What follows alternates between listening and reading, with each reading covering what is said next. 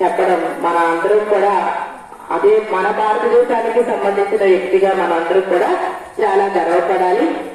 ఆయన 1887 సంవత్సరం డిసెంబర్ 22వ తారీఖున తమిళనాడులోని ఈరోడ్ అనే పట్టణంలో అతి పేద బ్రాహ్మణ కుటుంబంలో జన్మించడం జరిగింది. మరి ఆయన తండ్రి గారు చాలా చిన్న బట్టల కొట్లో ఆయన గుమస్తాగా పనిచేసేవారు. తల్లి కోమలికమ్మ, ఆవిడ గురువిని. మరి వాళ్ళకు పుట్టినటువంటి ఏకైక బిడ్డ మన శ్రీనివాస్ రామానుజన్ గారు. మరి ఆయన తన చిన్న వయసులోనే లెక్కలంటే ఆయనకి చాలా ఇష్టం అన్నమాట, చాలా శ్రద్ధ. 3వ తరగతి నుంచి కూడా ఆయన లెక్కల మీద ఎంతో ఇష్టాన్ని పెంచుకున్నారు. ఆయనకి అది కూడా చూసినట్లయితే ఆయన యొక్క జీవితం చాలా ఎన్నో ఒడిదుడుకులు ఎదుర్కొన్నారు. ఆయన పుట్టినరోజు డిసెంబర్ 22వ తారీఖున రాష్ట్ర సాంకేతిక దినోత్సవంగా ఆయన్ని పుట్టినరోజు వారికి నా ధన్యవాదాలు తెలియజేస్తున్నాను.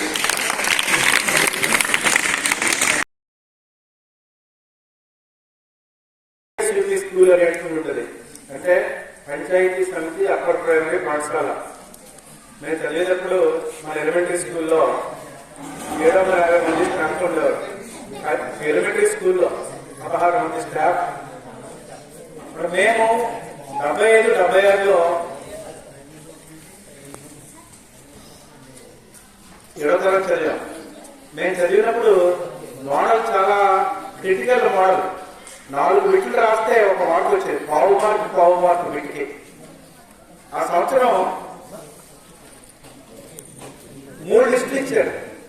ఆ మార్క్ లిస్ట్ స్టిల్ ఇంకా మన దగ్గర రికార్డుగా ఉంది. అక్కడ 3 లిస్టులు ఇచ్చారు. 7th క్లాసు పబ్లిక్ ఉండేది. అప్పుడు దృష్టి పెట్టి మనం ముందుకెళ్ళినట్లయితే మనం తప్పనిసరిగా విజయాన్ని సాధించడానికి అవకాశం ఉంది ప్రతి ఒక్కరికి కూడా. మన ఇన్ఛార్జ్ ప్రధానోపాధ్యాయులైనటువంటి జోసెఫ్ గారిని మేము సభను ఉద్దేశించి మాట్లాడవలసింది. పాఠశాల ప్రధానోపాధ్యాయులు శ్రీ నారాయణ గారికి, అలాగే ఈ గత 4-5 సంవత్సరాల్లో I have witnessed a wonderful mathematics day, maths day.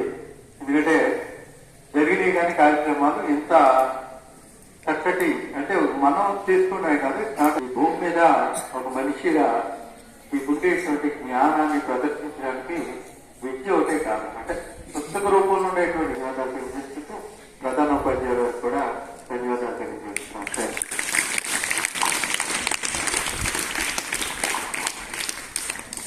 గణితం మ్యాథ్స్ గురించి ఒక ప్లెడ్జ్ చెప్పడానికి కీర్తిని వేదిక మీద కావాలి. Mathematics is my world and all maths problems are my friends and my relatives. I love my maths and I am proud of its speed and accuracy. I shall always try to solve all the problems and I shall learn all the formulas, principles and all the sums with happiness and accuracy.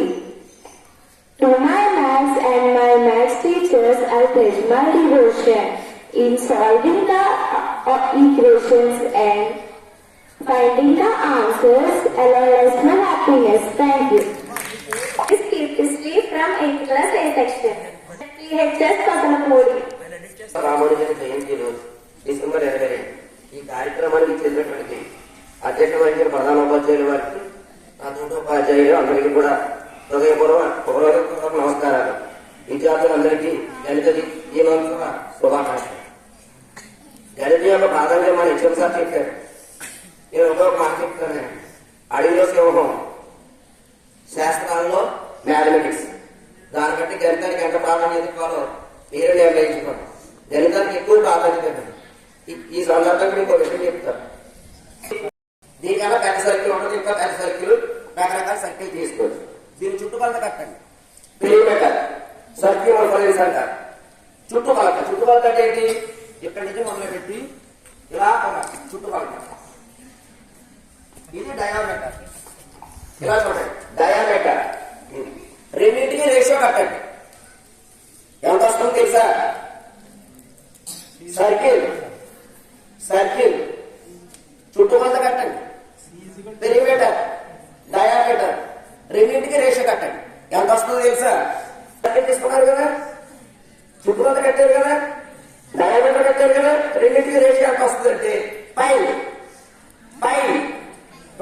Seven.